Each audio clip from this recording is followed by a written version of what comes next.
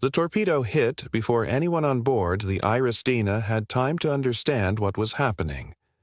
Somewhere beneath the warm surface of the Indian Ocean, miles from the nearest coastline and thousands of miles from the Persian Gulf where this war had begun, an American submarine fired a single weapon into the hull of an Iranian warship. The explosion was silent to the outside world.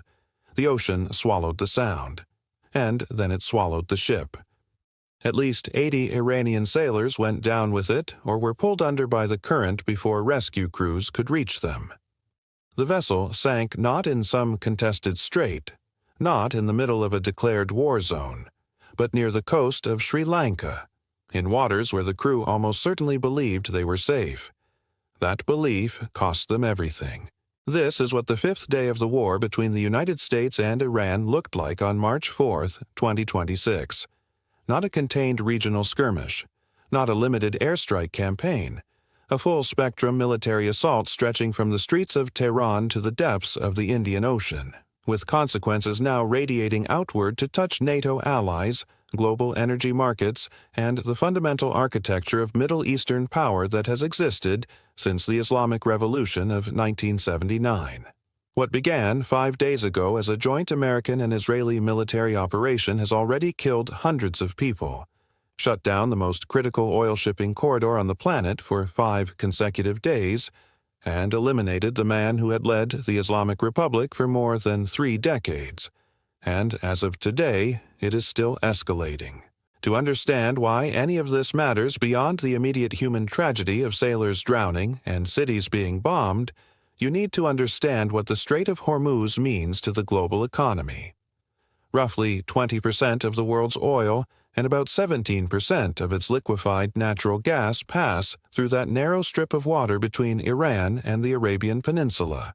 When ships stop moving through the strait, energy prices spike. When energy prices spike, everything else goes up with them: food, transportation, manufacturing. The cost of simply keeping the lights on in homes and factories across Asia, Europe, and North America. For 5 days now, that corridor has been effectively closed. The Reuters report puts the number of vessels anchored offshore at more than 200 ships, sitting idle, their cargo going nowhere, their owners watching the war with the same dread as everyone else. President Trump has promised naval escorts and insurance guarantees for ships willing to transit the region. Whether that promise translates into ships actually moving remains to be seen. The markets have already passed judgment on this situation, and that judgment is brutal. Asian stock exchanges saw some of their worst single-day losses in years on Wednesday. Seoul's market recorded a historic decline. European markets, after 2 consecutive days of heavy selling, managed to stabilize and even recover some ground on Wednesday.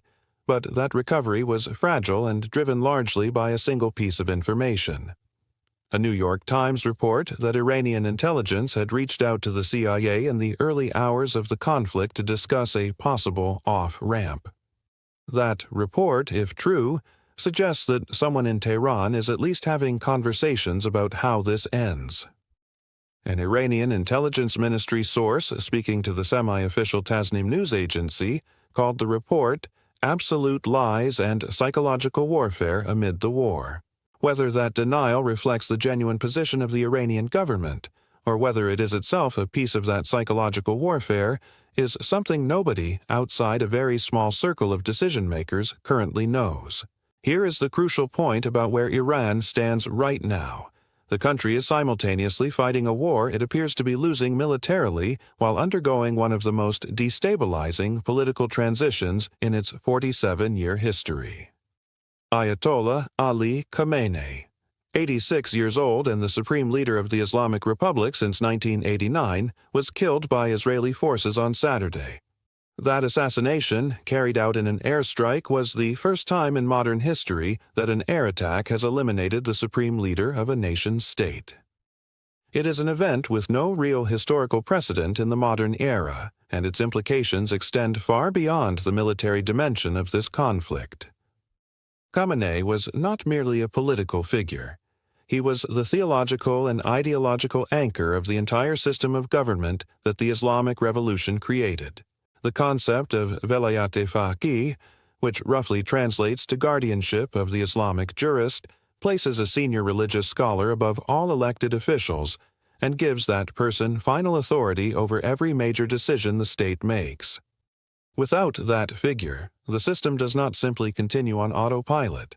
It enters territory it has never had to navigate before. The Assembly of Experts, the clerical body responsible for selecting a new supreme leader, has announced that it will reveal its choice soon.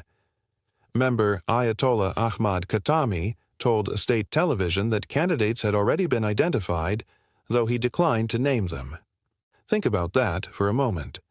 The most powerful position in a country of 90 million people, a position that controls nuclear policy, military strategy, relationships with proxy forces across the region, and the internal security apparatus that has killed thousands of its own citizens, is being decided right now, under active bombardment, by a body of clerics meeting in a city where explosions are still being heard. The pressure on whoever emerges from that process will be unlike anything any previous Iranian leader has faced. Two names have emerged as the primary candidates.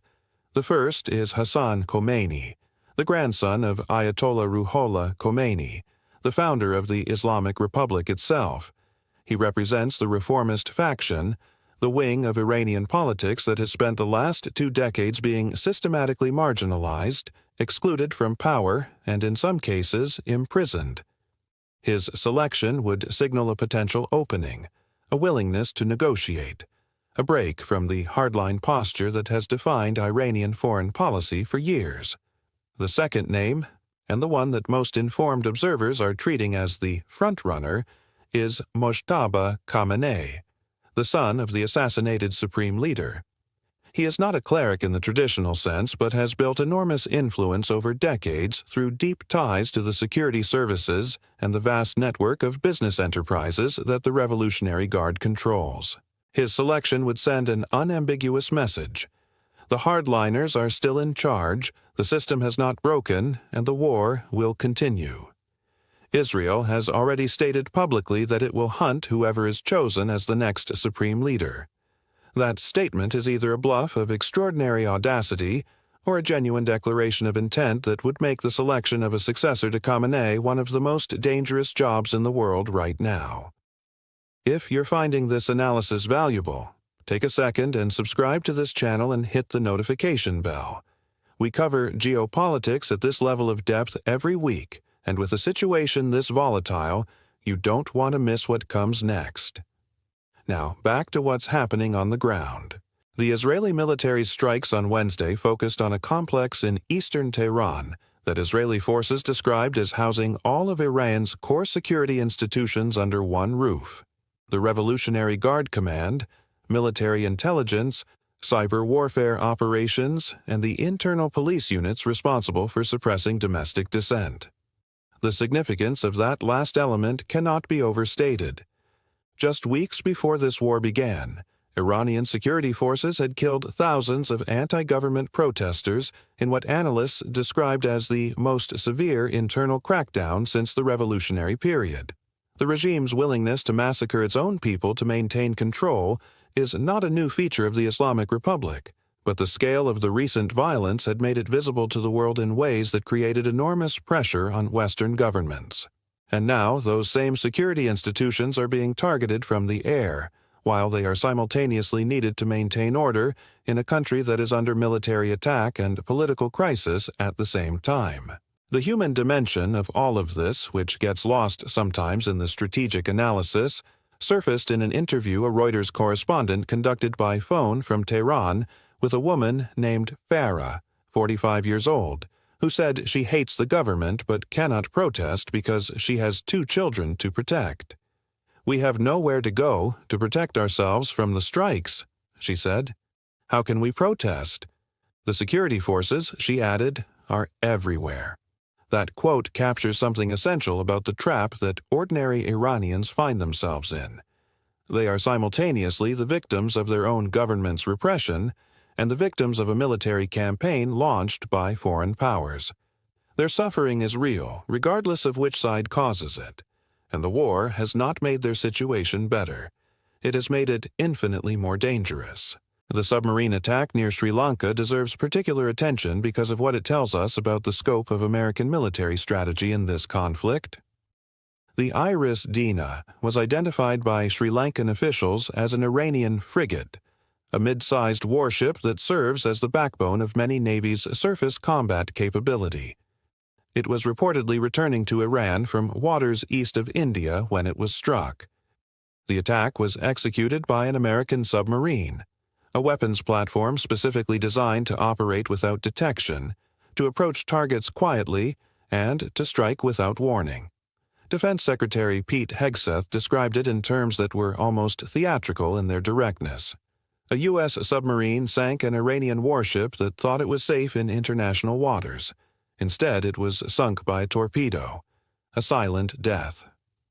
That is not the language of a senior official trying to de-escalate a conflict. That is the language of someone who wants the other side to understand that no Iranian military asset anywhere on the planet is beyond reach. The message is designed to be psychological as much as military. The attack also marks the first time an American submarine has sunk an enemy warship in combat since the Second World War. That is not a small fact. For 80 years, the most powerful undersea fleet in human history has existed as a deterrent, a threat that was never actually used against a real adversary in battle. That threshold has now been crossed, and crossing thresholds in war tends to invite responses that cross new thresholds in return. NATO's involvement, however cautious and technically limited it remains, adds another layer of complexity that the alliance and its member states are clearly struggling to manage. Turkey, which shares a 500-kilometer land border with Iran and operates the second-largest military in the alliance, found itself directly targeted on Wednesday when an Iranian ballistic missile was fired in its direction. Turkish air defenses, operating as part of the NATO Integrated Air Defense Network, intercepted and destroyed the missile before it could reach its target. Ankara confirmed the incident.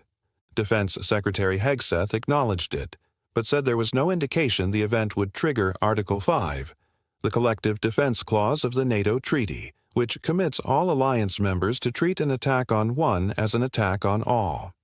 That assessment may be correct as a matter of immediate legal interpretation, but it is also dangerously optimistic as a forecast. Turkey has been hit by an Iranian missile.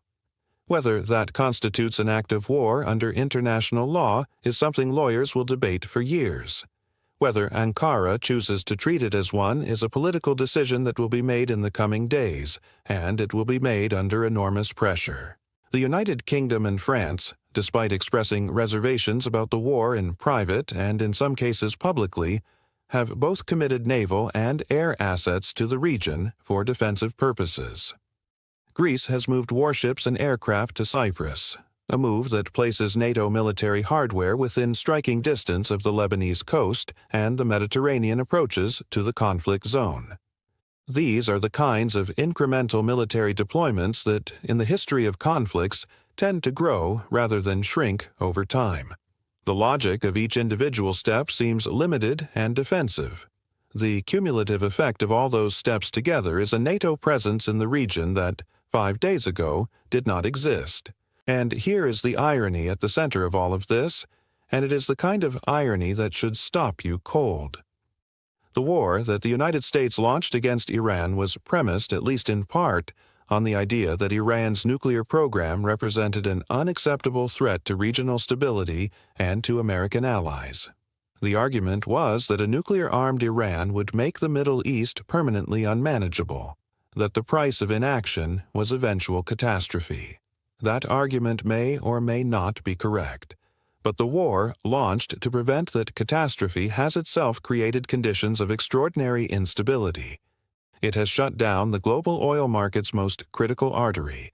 It has destabilized the government of a country of 90 million people. It has drawn Turkey, a NATO ally, into direct military contact with Iranian forces. It has pushed European powers to deploy military assets to a region they had been trying for years to exit. And it has created a succession crisis in Tehran whose outcome nobody can predict. but whose worst-case scenario involves a hardline successor who has nothing to lose and every incentive to demonstrate that the Islamic Republic can survive and retaliate. The generals at the Pentagon are confident. Pete Hegseth said it plainly. It was never meant to be a fair fight, and it isn't. We're punching when they're down. That confidence may be entirely warranted on the purely military scorecard. Iran is firing fewer missiles. Its warships are being sunk thousands of miles from home. Its leadership compound has been bombed. Its supreme leader is dead and is not yet buried because the funeral has been postponed, reportedly because the security situation in Tehran makes even a public ceremony too dangerous to hold. By the metrics of immediate military performance, the United States and Israel are winning. But wars are not won by metrics alone. They are won or lost by what comes after the fighting stops. And right now, nobody knows what comes after. Nobody knows who will lead Iran in a week. Nobody knows whether the country will fracture, consolidate, or produce something more dangerous than what existed before. Nobody knows whether the Strait of Hormuz will reopen in days or weeks or months.